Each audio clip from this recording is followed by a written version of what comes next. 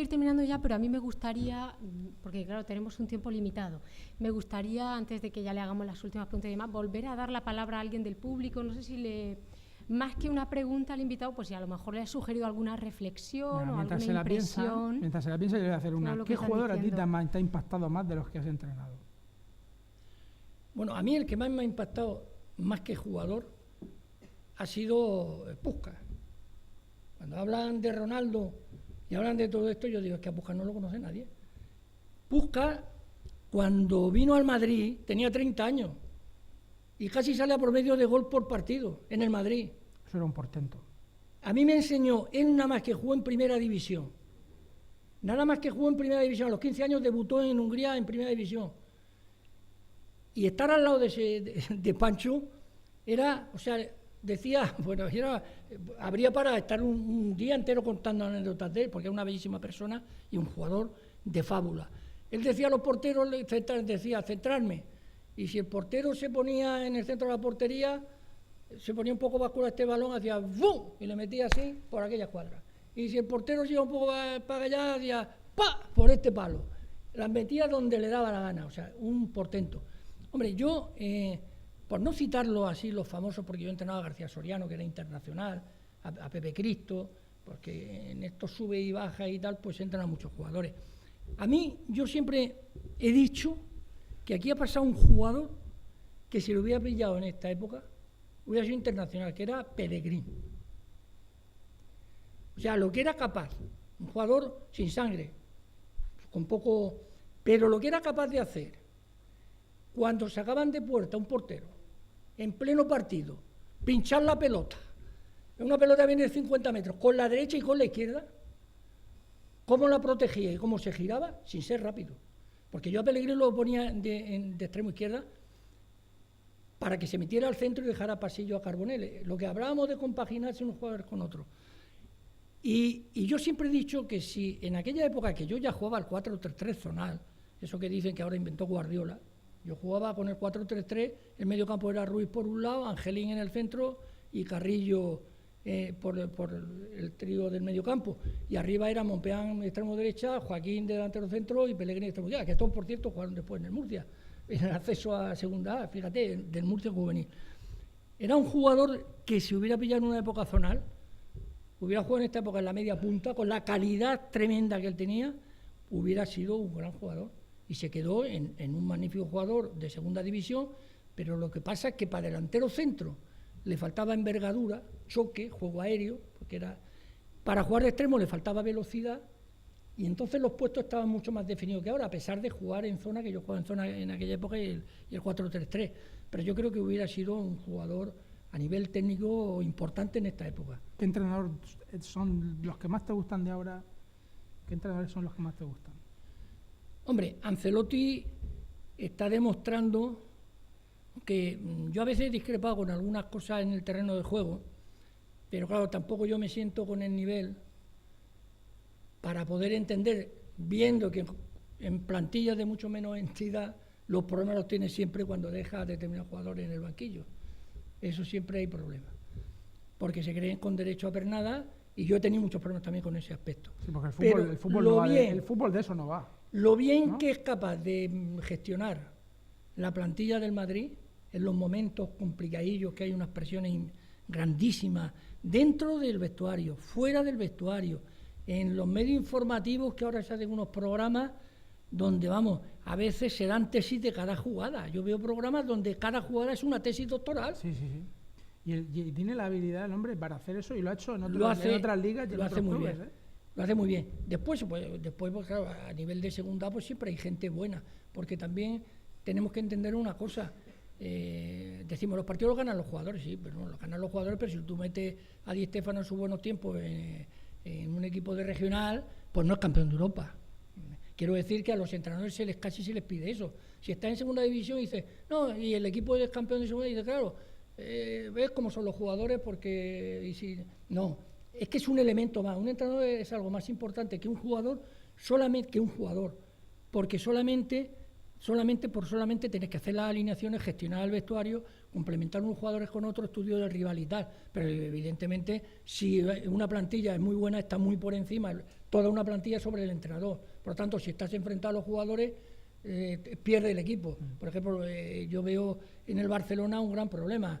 Luis Enrique ha querido coger un protagonismo inadecuado, porque lo importante y la gente lo que va a ver a los futbolistas, y se echan contra los jugadores. Entonces, teniendo en contra a los jugadores, es más difícil tomar decisiones, porque siempre que toma una decisión los jugadores saben que tienen la fuerza. Y entonces llegarán partidos muy importantes donde tendrá problemas. Pero le ha faltado mano izquierda. El error ha sido de él porque le falta experiencia. Simeone, ¿qué te parece?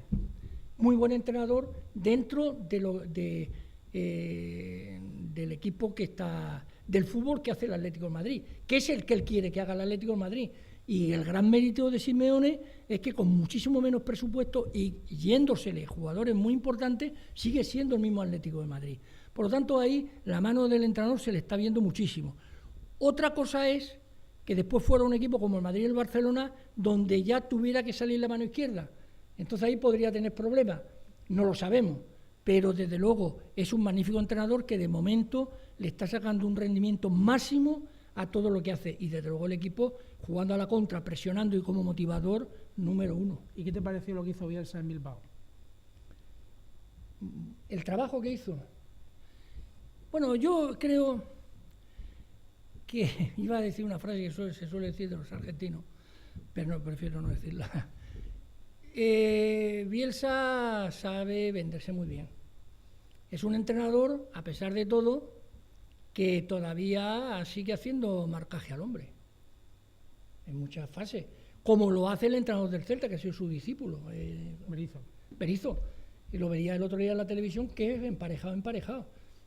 Evidentemente tú basas el fútbol, cuando tienes la pelota, a lo mejor en salir jugando y tocando, pero lo basas más en la presión y en la recuperación, es decir, no dejar jugar al contrario para después tocar, es decir, pillar al contrario cuando se está desplegando, que eso también lo hace un poco Simeone, ¿no? Es decir, cuando es zonal hay más espacio, los equipos los grandes jugadores juegan más cómodos, pero eso, cuando estás en un equipo, entonces él hizo un buen trabajo, sobre todo me parece que estuvo 2 años, en el primer año, pero después bajó porque tiene también demasiado protagonismo. Yo creo que un entrenador de fútbol tiene que tener autoridad en el vestuario, tiene que hacerse respetar en el vestuario, pero fuera del vestuario tiene que dejar que el protagonismo lo tengan los futbolistas, porque son a los que va a ver el público. No va a haber entrenadores, no va a haber directivos, no va a haber nada más que a los futbolistas. Y si tú eres capaz de hacer que los jugadores estén contentos, si tú eres capaz que corran, porque claro, pueden estar contentos y no correr, entonces ¿a dónde vamos? Pero si tú eres capaz de combinar una serie de cosas en motivaciones, evidentemente hay entrenadores que sí funcionan y hay entrenadores que no funcionan. Pero ya digo de que para mí lo importante son los futbolistas. ¿Usted sabe que este vídeo lo va a ver un murciano que está en México o está en Filipinas o en Japón? Por lo que sea, y lo va a poder ver. Eso tiene que ser tienes una experiencia, ¿eh? Cuando veas el vídeo tienes que pensar eso, que te van a ver en todo el mundo. Porque además nos lo dice la página web, ¿eh? Cuando nos está viendo un murcianico, ¿sí?, en Inglaterra o en donde sea, que está por ahí perdido. Hombre, entonces, esto es internacional. Siendo los van a ver murcianos encima a la distancia, pues a lo mejor es un mensaje, ha sido un mensaje un poco pesimista. Pero yo digo de que a veces hay que ser pesimista para volver a ser realista y ser optimista. Por lo tanto, como dicen que un optimista es una persona mal informada, ¿no? Sí. Pues entonces yo quiero decir de que en el Murcia, si todo el mundo se pusiera a una, pero claro, a una es que tienen que ser los dirigentes, mientras estemos en la mano que estamos, y yo lo siento mucho, porque es imposible, es imposible. Hemos llegado a una deuda galopante, pero ahora mismo es imposible, y dice la gente, es imposible, ¿por qué es imposible? Es que nosotros la hemos hecho imposible, los dirigentes. La han hecho imposible. El Murcia se metió en una deuda cuando verdaderamente se coge la condomina que se había vendido, la deuda era pequeñísima. Sí, pero él dice que siempre ha sido una ruina el Murcia. Es cierto que la historia, pero claro, las medias verdades es lo peor que puede haber. Claro, ha sido siempre una ruina, que lo ha sido, pero nunca al nivel que ha hecho la bola. Mira, el Murcia ha sido una ruina porque en un fútbol donde nada más que se cobra un pequeño porcentaje en las quinielas, siempre hemos querido estar al máximo nivel.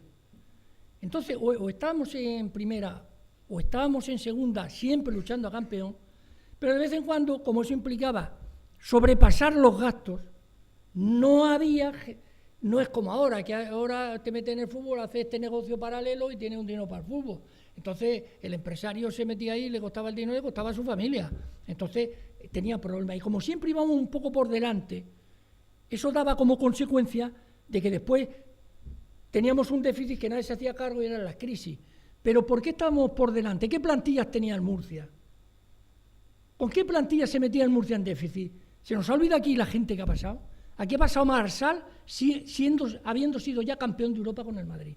Ha pasado Antonio Ruiz habiendo sido ya campeón de Europa con el Madrid. Ha pasado Merodio después de haber jugado en el Bilbao un montón de años. El Murcia se hacía de jugadores de primera división destacadísimos, más gente de la cantera. Ese era el Murcia. Era un Murcia temible en la segunda división A. Era temible, porque se hacían grandes equipos. ¿Qué pasa? Que ese entusiasmo de que siempre estuviéramos o en segunda división luchando entre los 3 primeros puestos o en primera división, eso hacía que nos sobrepasáramos muchas veces en lo económico. Y venía la crisis. Y volvíamos a resurgir con la cantera y volvíamos otra vez a subir. Pero es que nos hemos metido en un déficit de la manera más imbécil del mundo, sin haber pasado por aquí jugadores importantes ni nada. Venga, pagando millones y pagando millones y pagando millones para un equipo que después descendió de primera división y que se hizo un equipo todo lo contrario, por lo que hablábamos antes, de lo que es Alcaraz como entrenador.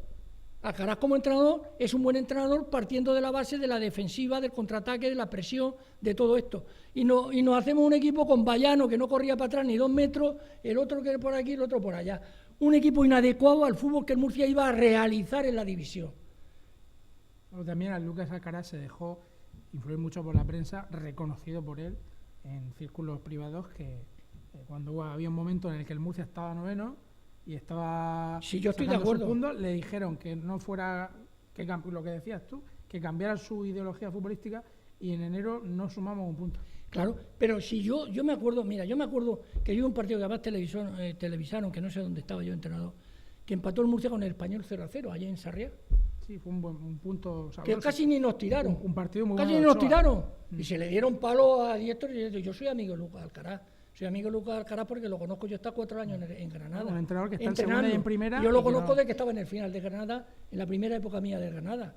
Y después lo conozco, quiero decir. Que después de entrenar al Murcia en primera, Lucas ha tenido sus años en primera. Y ha ascendido equipos, y ascender equipos de segunda división a primera división no es tan fácil. No. Por eso he dicho que dentro de la idiosincrasia, lo que no le puedes dar una plantilla para de hacer otro fútbol. Es decir, si tú tienes que saber en cada categoría qué equipo tienes que hacer, por lo que hablamos, que no lo puede hacer un amateur, que no lo puede hacer uno que diga que entiende fútbol. ¿Por qué? Porque en primera división, si el Murcia va a luchar a defender la categoría, tiene que, querámoslo o no, jugar más a defender y contragolpear que a atacar. Si tú estás en un equipo como el Madrid, pues que no corra mucho para atrás, yo se lo decía a Pancho, porque Pancho me decía, voy a sacar en el mediocampo a Bandí, voy a sacar, y decía, Pancho, que estos no corren para atrás ni 2 metros, hasta los entrenadores modernos, que si hay que correr para atrás, yo no corría ni 1 metro y después metía 3 goles, digo, pero Pancho, tú, claro, pero es que los que tenemos aquí no los metes. Claro.